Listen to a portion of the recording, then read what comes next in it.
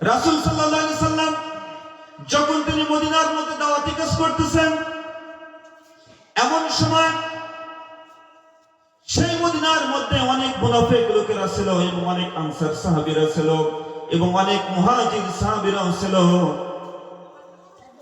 একদিন একজন গরিব মানুষ, তার অনেকগুলো সন্তান ছিল, ছেলে সন্তান এবং মেয়ে সন্তান ছিল। তার একদম অভাব অনটনের দিন চলে যাচ্ছিল।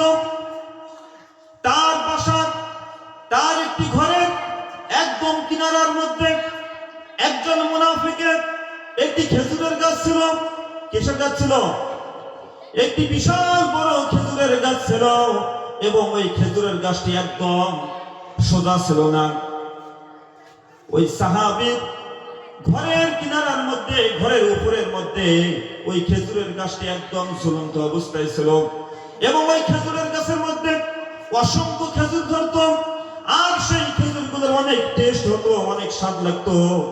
ওই মুনাফিক ব্যক্তির আরো অন্যান্য অনেকগুলো খেজুরের বাগান ছিল, কিন্তু ওই যে মুসলমান ব্যক্তির ঘরের পেছনে যে খেজুর গাছটি, সেই খেজুর গাছটির খেজুর অনেক সুস্বাদু হয়েছিল। একদিন ওই খেজুরগুলো ধরেছিল, একদিন ওই খেজুরগুলো যখন পাকলো, তখন ওই মুনাফিক ব্যক্তি ওই সাহাবীর ঘরের কিনারায় যে খেজুর গাছটি ছিল সেই খেজুর গাছটির মধ্যে উঠলো। যখন খেজুরগুলো একদম টপটপে পেকে গেল, ওই মুনাফিক ব্যক্তি ওই খেজুর গাছটির মধ্যে চড়ে খেজুরগুলিকে যখন পাড়া শুরু করলো, আমাদের এদিকে যেমন জলপাই গাছ আছে না নাই, কেউ জলপাই গাছ চললে জলপাই যখন ঢেল দেয়, কারো ঘরের কিনারায় যদি জলপাই গাছ থাকে, সেই জলপাই যখন পাড়া শুরু করে, কয়েকটা পাকা জলপাই উনার ঘরের বাড়ির আঙ্গিনার মধ্যে টপকে গিয়ে পড়ে কি পড়ে না? ঠিক তেমনি করে ওই মুনাফিক ব্যক্তি যখন ওই খেজুরের গাছের উপরে উঠেছে আর খেজুরগুলোকে লাড়া দিচ্ছে আর খেজুরগুলোকে পাড়ার জন্য, হঠাৎ করে কয়েকটা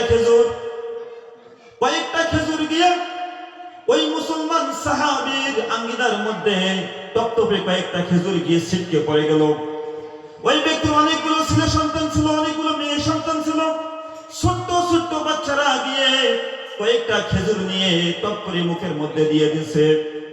বাসার মধ্যে এরকম ছেলেপেলে আছে না, ছোট বাচ্চা, পাকা খেজুর বা পাকা যে কোনো ফল পেলেই তারা টপ করে মুখের মধ্যে দিয়ে দেয়, আবার টপ করে দিয়ে কুড়িয়ে নেয় হাতের মধ্যে, নেয় না? ঠিক ওভাবে ওই মুনাফিক ব্যক্তি যখন খেজুরের গাছের উপরের মধ্যে ওঠে, খেজুরগুলোকে লাড়া